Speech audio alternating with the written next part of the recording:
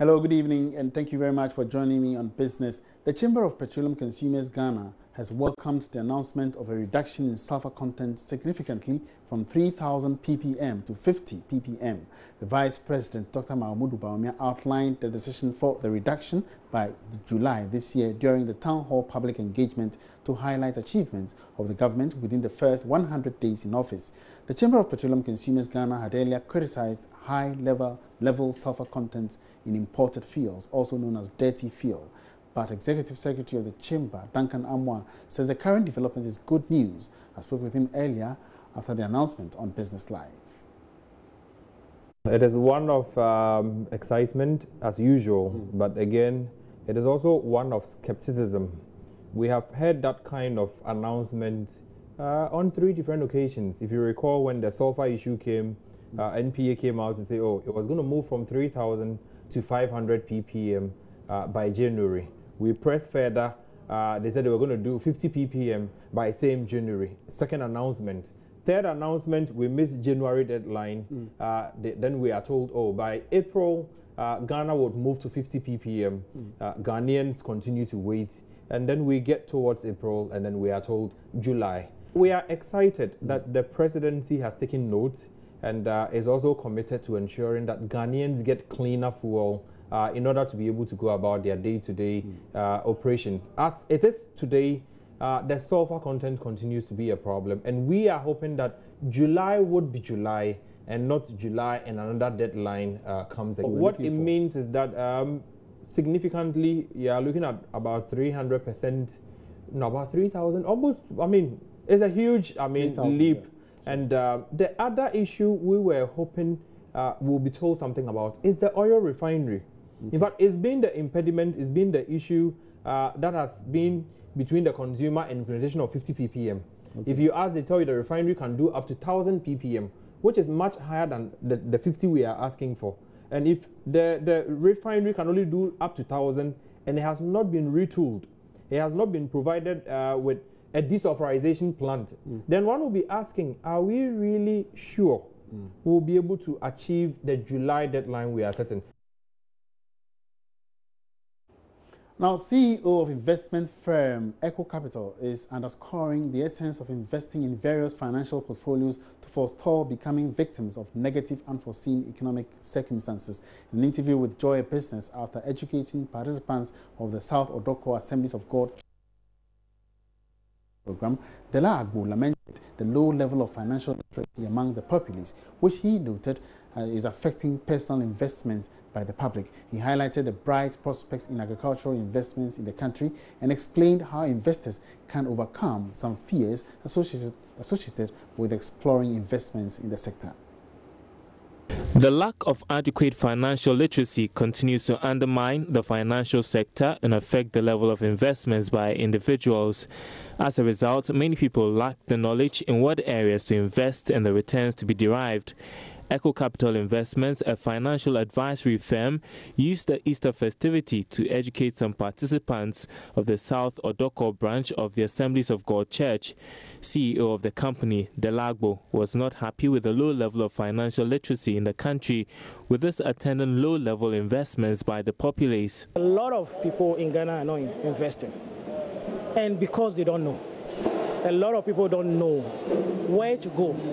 They think leaving money in the bank or living at home is all about it. Just like the presentation we just did, when I asked how many people knows Securities Exchange Commission, they've never heard it.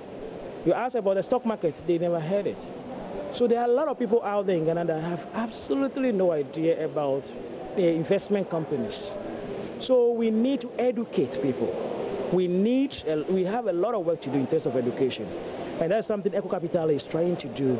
We want to champion investment training seminars in our part of the world.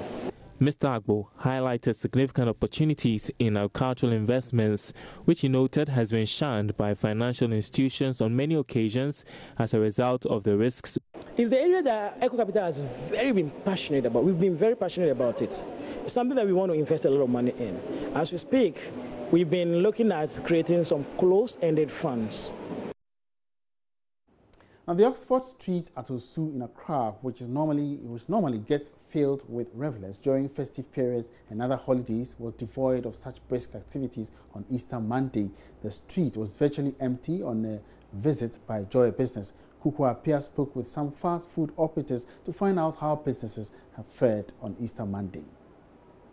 Compared to the Yuletide and other holidays, when many people throng the city to have fun, the situation is quite different at Easter, especially on the Easter Monday. This is because there is a drift of people from the city into rural areas to celebrate the death and resurrection of Christ, which are now marked with pomp and pageantry. The result is a slowdown in several business activities. Speaking to some food vendors at Osu in Accra, they expressed hope that business will be brisk on the last evening before the holiday officially ends.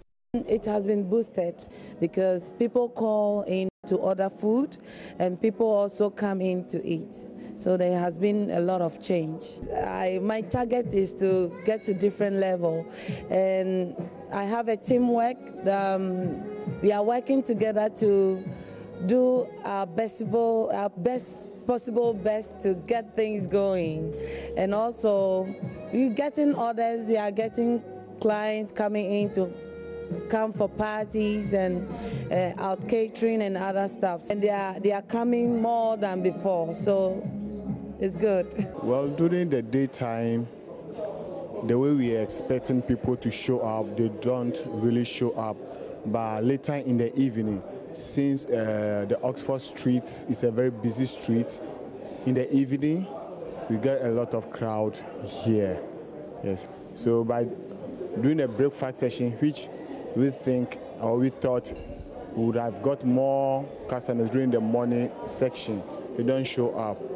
But rather later in the evening, they do storm here a lot. The number of people or the number of covers we used to record daily, I could see that it has reduced.